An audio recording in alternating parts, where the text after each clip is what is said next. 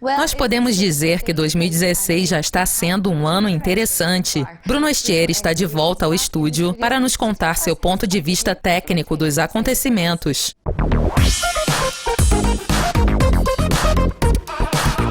Vamos analisar como você vê essa correção dos mercados de equities. Primeiramente, vamos analisar os índices mais conhecidos, o Dow Industrial e o Dow Transport. O dólar transporte está no topo, está registrando altas mais baixas e está registrando, se compararmos a outubro, baixas mais baixas. O Dow Jones ainda não está registrando baixas mais baixas, mas está registrando altas mais baixas. Em que mais nós podemos nos basear para formar nossa opinião nesse momento? Por muitos meses, desde maio ou desde o verão do ano passado, nós mencionamos que as forças relativas decrescentes de small e mid caps, representadas por essa linha de proporção, estavam descendo versus o S&P 500. Isso significa que as small e mid caps estão caindo mais rápido que as large caps. Elas estão com performance inferior. Além disso, nós temos uma formação típica de reversão de topo. Nós rompemos essas linhas vermelhas nas small caps e também nas mid caps. E isso é o que chamamos de mercado baixista ou urso. Há uma causa comum que justifique tudo isso? É claro, há muitas causas, mas talvez um sintoma que nós temos notado por um tempo seja a queda do preço do petróleo. Essa queda do preço do petróleo não é recente. Nós já tivemos em 2014 uma grande queda, de $100 para a área de $50. E agora o preço tem acelerado na descida. O dinamismo está relativamente forte. Está muito forte, e houve muitas discussões sobre isso. No entanto, você acha que a queda do petróleo seja excessiva? Se analisarmos o curto prazo, o que nós notamos é que no ano passado ele conseguiu se estabilizar entre $63 e $40. Infelizmente, na queda, ele começou a cair ao nível de $50 e acabou de atingir menos de $30, ganhando as manchetes. Como ele está com extrema sobrevenda, nós notamos que no gráfico anterior e também neste gráfico, ele poderia estabelecer um pequeno desvio bullish. Isso significa que ele poderia estar pronto para uma pequena recuperação. Nós devemos ter em mente que, contanto que ele fique abaixo de $40, ainda é uma tendência de baixa. Que impacto isso tem sobre os mercados de equity? Sobre o mercado de equity dos Estados Unidos, obviamente há um impacto no setor de energia. As forças relativas do setor de energia versus o S&P, em laranja, estão mais ou menos no mesmo caminho que os preços do petróleo. Ambos estão em queda.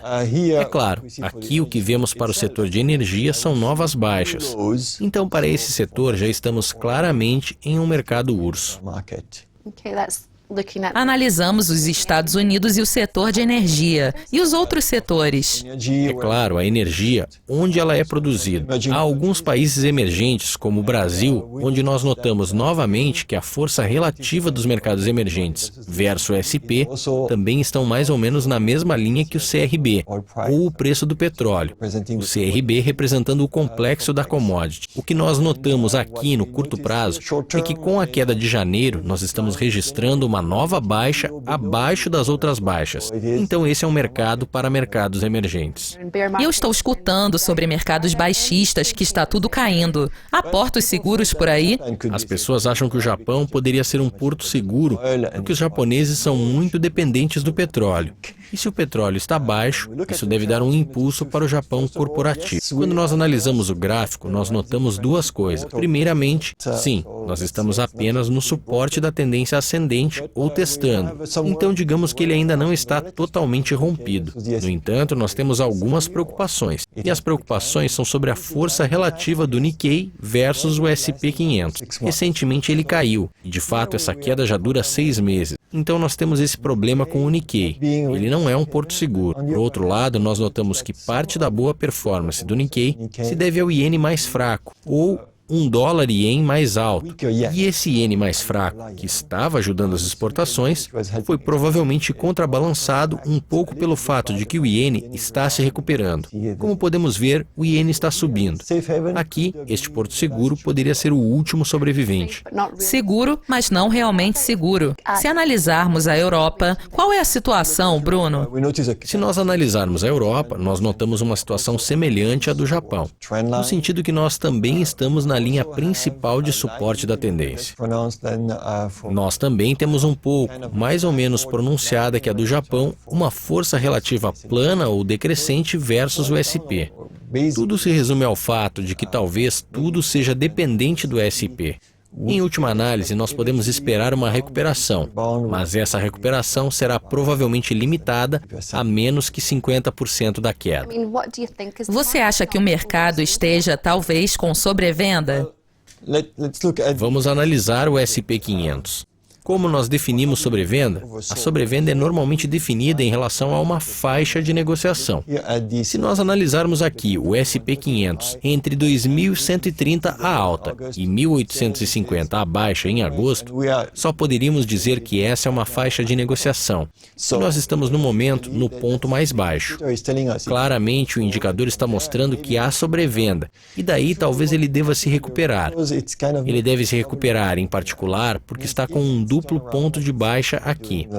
Isso significa que se ele se recuperar, como parece ser a situação dos últimos dias, ele poderia voltar a subir. Se nós analisarmos o gráfico diário para confirmar essa impressão, nós veremos que isso já estava no horizonte naquele momento, com muita sobrevenda, e aí começou a se recuperar em uma base de fechamentos pela primeira vez. O que nós esperamos? Nós esperamos uma recuperação que provavelmente vai atingir 30% dessa queda acentuada que nós tivemos, desde 29 de dezembro, mas deve continuar abaixo de 1990 pelo menos. Com essa retração de 50%, isso significa que isso pode continuar em modo mais bearish. Será importante analisar como isso se comportará nas próximas semanas nessa área, entre a baixa que acabamos de ver em cerca de 1900 e essa área de 1950, para podermos ficar um pouco mais otimistas. No entanto, nós precisamos de muita melhoria em outros mercados, em particular o petróleo. Então devemos ter cautela. Certamente. Bruno, obrigada novamente pela participação, foi um prazer. De nada. O Japão será o último a cair? Continue conectado a Dukascopy TV para descobrir. Obrigada pela audiência e até mais.